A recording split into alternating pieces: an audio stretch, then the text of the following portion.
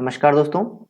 आज की कक्षा में हम देखेंगे हिंदी व्याकरण एवं रचना प्रबोध का अध्याय 7 शब्द रूपांतरण, जिसके अंतर्गत जो विकारी शब्द है संज्ञा, सर्वनाम, विशेषण, क्रिया, इनमें जो विकार उत्पन्न होता है वो किन किन कारक या तत्वों के कारण, मतलब किन परिस्थितियों के कारण में विकार उत्पन्न होता है और वो लिंग, वचन, कारक, काल और वाच्य के अनुसार अपना रूप परिवर्तन करते हैं। तो हम आज इस अध्याय में ये देखेंगे। तो शुरुआत करते हैं।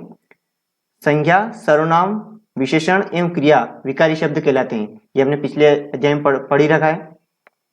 प्रयोग के अनुसार इनमें परिवर्तन होता रहता है।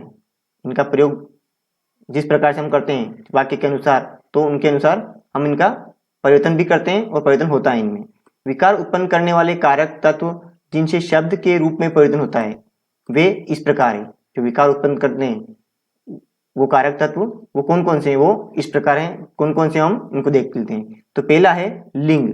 लिंग के अनुसार इनमें परिवर्तन होता है, वचन के अनुसार होता है, कारक के अनुसार होता है, काल के अनुसार होता है और वाच्य के अनुसार इनमें परिवर्तन होता है। किनमें? जो विकारी शब्द है इनके अंतर्गत। अब लिंग के अनुसार दो लिंग के, तो वो है पहला स्त्रीलिंग और दूसरा, पहला है पुल्लिंग और दूसरा है स्त्रीलिंग। फिर वचन में एक वचन और बहुवचन। कारक 8 है, ही आपको पता है। जैसे कर्ता ने, ये कर्ता कारक, कर्म कारक, करण कारक, संप्रदान कारक, अपादान, संबंध, अधिकरण और संबोधन। और इनको याद करने के लिए हम इस प्रकार ट्रिक बनाई रखी है। कर्ता ने कर्म को करण से के द्वारा, संप्रदान को के लिए, अपादान से, संबंध काके की, अधिकरण में, पर, संबोधन है अरे और अरे ओ। इस प्रकार ये 8 कारक हैं। तो इनके अनुसार भी उनमें परिवर्तन होता है। फिर काल के अनुसार तो 3 काल है, वर्तमान काल, भविष्यत काल और भूतकाल। इनके अनुसार भी इनमें परिवर्तन होता है। और वाच्य के अनुसार कृतवाच्य, कर्मवाच्य और भाववाच्य, ये इनके कारण में जो विकारी शब्दों में परिवर्तन होता है। तो आज हम जो लिंग है इसके बारे में पढ़ेंगे। तो देखते हैं इनको विस्तार से। लिंग। लिंग शब्द का अर्थ होता है चिन्ह या पहचान, जिससे उसकी पहचान होती है। वो स्त्रीलिंग है या पुल्लिंग है।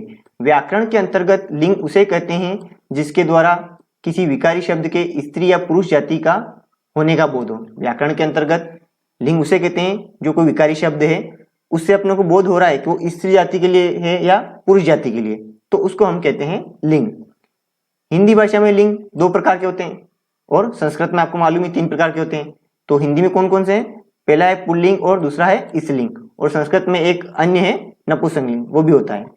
अब आता है लिंग की पहचान के नियम। अच्छा, थोड़ा इनको डिटेल से देखते हैं। पुल्लिंग किसे कहते हैं? तो जिससे विकारी शब्द की पुरुष जाति का बोध हो। ऐसे विकारी शब्द तो अपने को उससे पुरुष जाति का बोध हो तो वो कहलाता है पुल्लिंग। जैसे मेरा, काला, जाता, भाई, रमेश, अध्यापक, ये सभी इस प्रकार।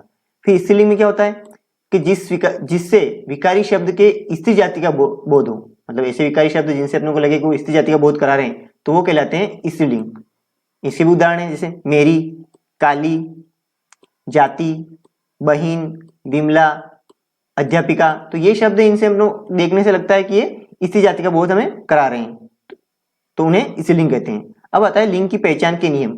कुछ लिंग की पहचान के नियम भी बनाए गए, तो हम देख लेते हैं। लिंग की पहचान शब्दों के व्यवहार से होती है।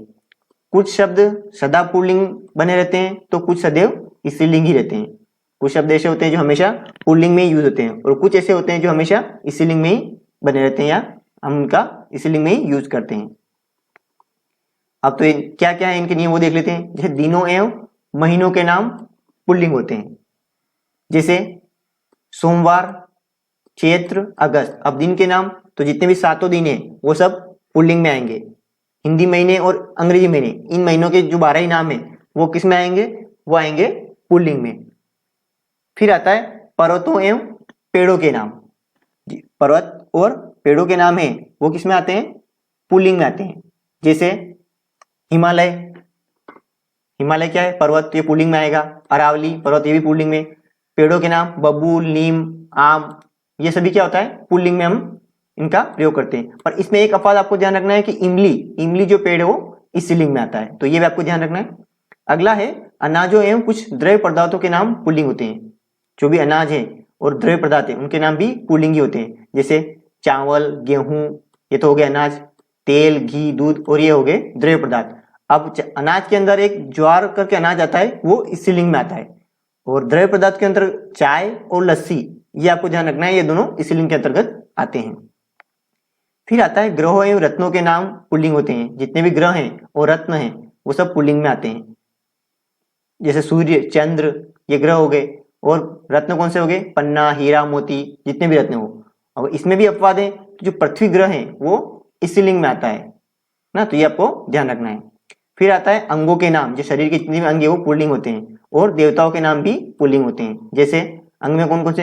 हाथ, कान, नाक, सिर, ये सब पुल्लिंग कहलाते हैं। और देवताओं में इंद्र, वरुण, ये सभी पुल्लिंग में आते हैं, और ये अंग के नाम में पैर भी है जैसे। फिर अगला है कुछ धातुओं के एवं समय सूचक नाम पुल्लिंग होते हैं। मतलब कुछ धातुओं के नाम और समय सूचक जो शब्द है वो भी पुल्लिंग होते हैं। जिस धातु में सोना, लोहा, तांबा, अब इसमें चांदी जो है वो स्त्रीलिंग में आता है। फिर समय सूचक शब्दों में क्षण, घंटा, मिनट आदि, ये सभी पुल्लिंग शब्द ये होते हैं।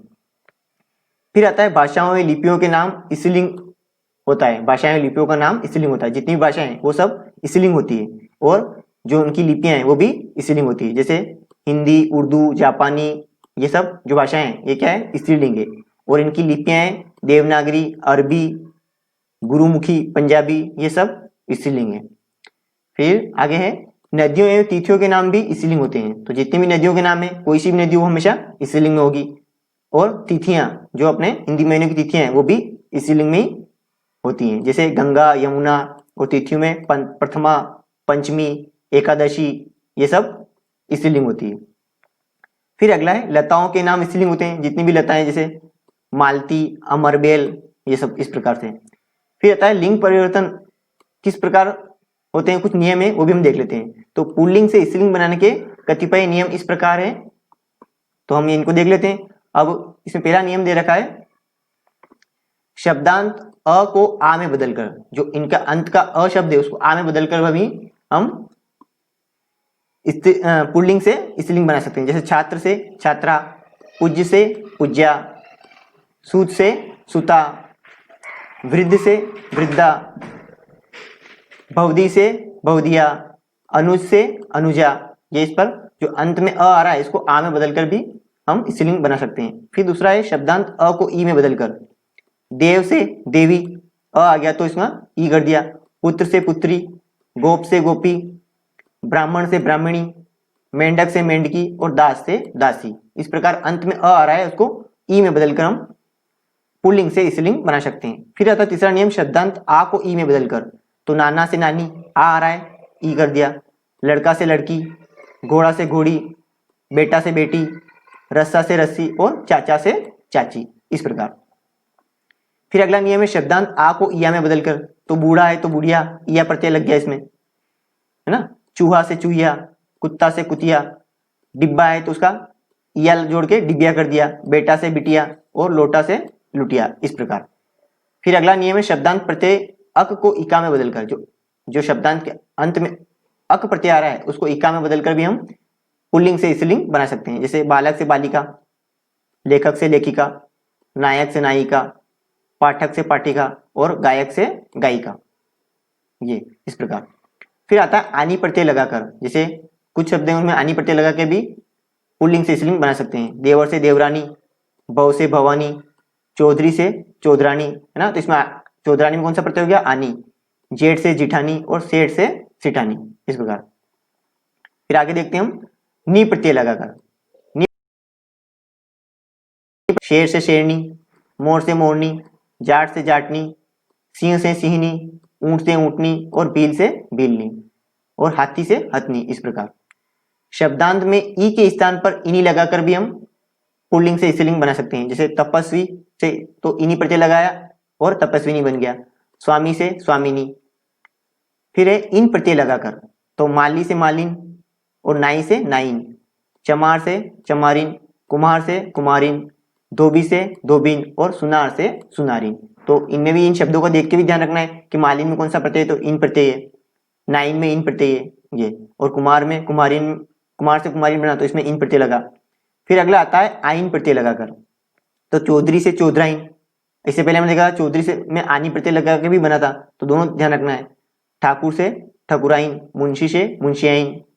फिर आता है शब्दांत वान के स्थान पर वती लगाकर, तो पुरुष के लिए गुणवान और स्त्री के लिए गुणवती। इस प्रकार पुत्रवान से पुत्रवती, भगवान से भगवती, बलवान से बलवती, भाग्यवान से भाग्यवती और सत्यवान से सत्यवती। इस प्रकार फिर इसी प्रकार शब्दांत मान के स्थान पर मति लगाकर श्रीमान से श्रीमती, बुद्धिमान से बुद्धिमती और आयुष्मान से आयुष्मती। फिर है अगला नियम शब्दांत ता के स्थान पर त्रि लगाकर, तो ये कुछ है तो छोटी सी बात पर हमको ध्यान रखना जरूरी है। जैसे कर्ता से कर्त्री, नेता से नेत्री और दाता से दात्री, ये त्रि लगाकर भी पुल्लिंग से स्त्रीलिंग बनते हैं ये शब्द। फिर आता है शब्द के पूर्व में मादा लगाकर, कुछ शब्द ऐसे हैं जिनके पूर्व में मादा लगाना पड़ता है, उनका अलग से नहीं बनता है। तो जैसे खरगोश से मादा खरगोश, भालू से मादा भालू और भेड़िया से पुल्लिंग शब्दों से हम स्त्रीलिंग बना सकते हैं या बनते हैं जो नियम के अंतर्गत। फिर आता है भिन्न रूप वाले कतिपय शब्द, जिसमें जिनका रूप भिन्न है तो उनको अलग से बनाते हैं। जैसे कवि से कवियत्री, वीर से वीरांगना और दूल्हा है तो उसका दुल्हन, राजा से रानी, बादशाह है तो बेगम, वर से वधू, मर्द से औरत, नर नारी, पुरुष से स्त्री और युवक से युवती। इस प्रकार ये पुल्लिंग के स्त्रीलिंग बनते हैं। फिर है विद्वान से विदुषी, अगर विद्वान है तो उसका क्या बनेगा विदुषी, साधु का साध्वी, बेल है तो बेल का गाय, भाई का भाभी और ससुर का सास। तो इस प्रकार ये पुल्लिंग शब्दों से स्त्रीलिंग बनते हैं। तो आज हमने देखा कि जो लिंग है उनका परिवर्तन किस प्रकार, कुछ नियम भी है और कुछ हमें शब्द हमें याद भी रखने पड़ते हैं, इस प्रकार उनमें लिंग का परिवर्तन होता है। तो आज के लिए इतना ही, मिलते हैं अगली कक्षा में फिर, तब तक के लिए धन्यवाद, जय हिंद।